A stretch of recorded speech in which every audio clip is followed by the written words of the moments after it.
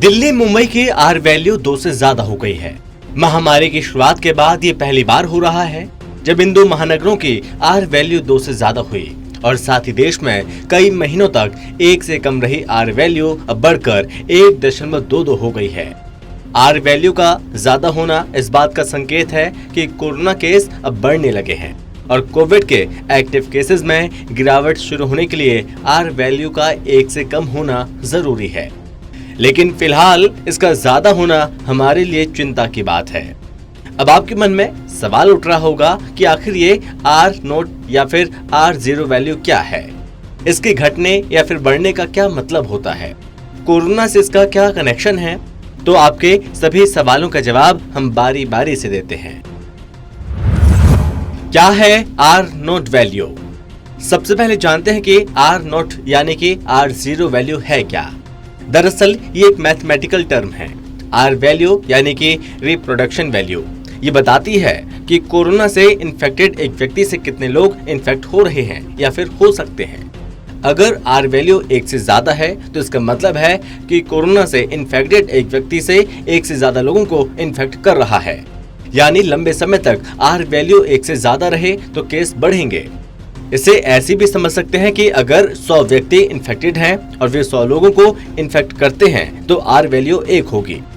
अगर वे 80 लोगों को इन्फेक्ट कर पा रहे हैं तो आर वैल्यू 0.80 होगी। क्या दिखाती है आर नॉट वैल्यू?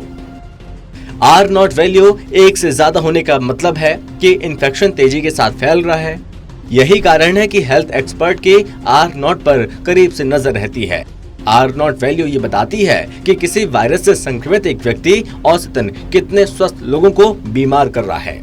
अगर आर नॉट वैल्यू 1 से कम पहुंचती है तो संक्रमण की रफ्तार धीरे धीरे कम होने लगती है और आखिरकार बीमारी पूरी तरह खत्म हो जाती है।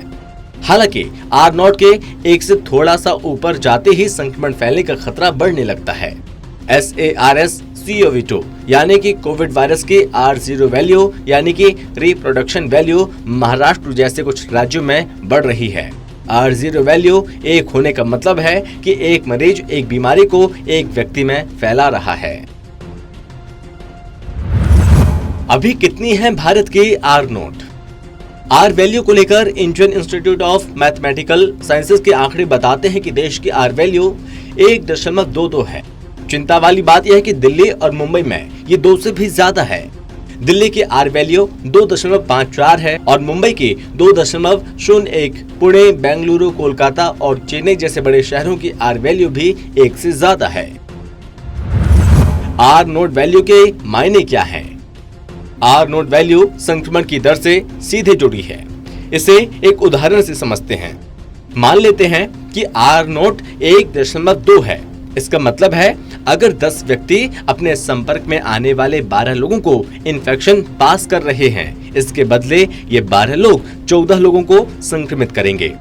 इस तरह ये कड़ी बढ़ती जाएगी।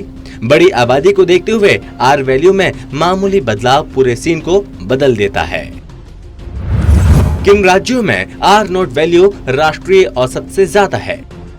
महामारी विशेषज्ञ डॉक्टर गिरिधर बाबू ने हाल ही में बताया था कि बिहार, मध्य प्रदेश, महाराष्ट्र, उत्तराखंड, त्रिपुरा, तमिलनाडु, अरुणाचल प्रदेश, पश्चिम बंगाल, मणिपुर और नागालैंड में आर जीरो वैल्यू राष्ट्रीय औसत 0.89 से ऊपर पहुंच गई है। सप्ताह दर सप्ताह कैसे बदल रहा आर जीरो?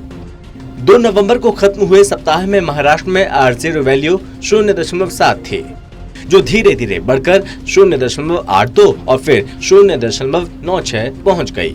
29 नवंबर और 6 दिसंबर को खत्म हुए सप्ताह में इसमें थोड़ी सी गिरावट दिखी और ये 0.92 और 0.85 पहुंच गई। हालांकि पिछले 2 हफ्तों में महाराष्ट्र में आर जीरो फिर से बढ़ने लगी। 19 दिसंबर को ये वैल्यू 1.08 पहुंच गई। दिल्ली की आर वैल्यू 23 से 29 दिसंबर के बीच 2.54 थी, जबकि मुंबई के लिए ये 23 से 28 दिसंबर के बीच 2.01 थी।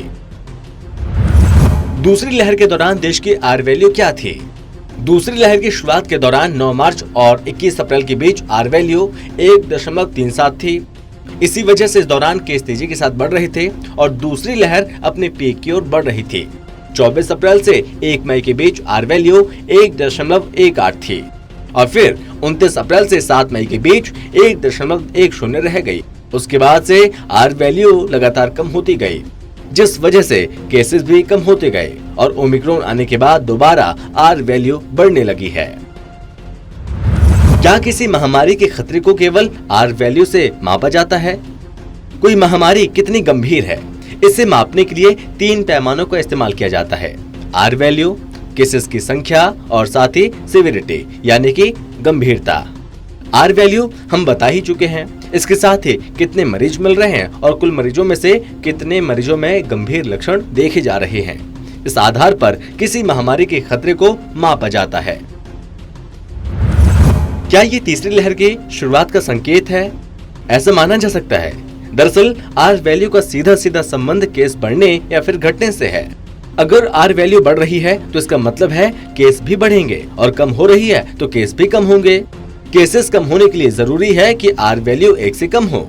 दिल्ली मुंबई में 2 से भी ज्यादा हो गई है तो देश की आर वैल्यू भी 1 से ज्यादा ही है, जो हमारे लिए चिंता की बात है। बहरहाल आर वैल्यू का ज्यादा होना इस बात का संकेत है कि कोरोना केस अब बढ़ने लगे। कोरोना के एक्टिव केसेस में गिरावट शुरू होने के लिए आर वैल्यू का 1 से कम होना जरूरी है, लेकिन फिलहाल इसका ज्यादा होना हमारे लिए चिंता की बात है और इससे तीसरी लहर आने की आशंका पैदा होने लगी है। Special desk, total TV.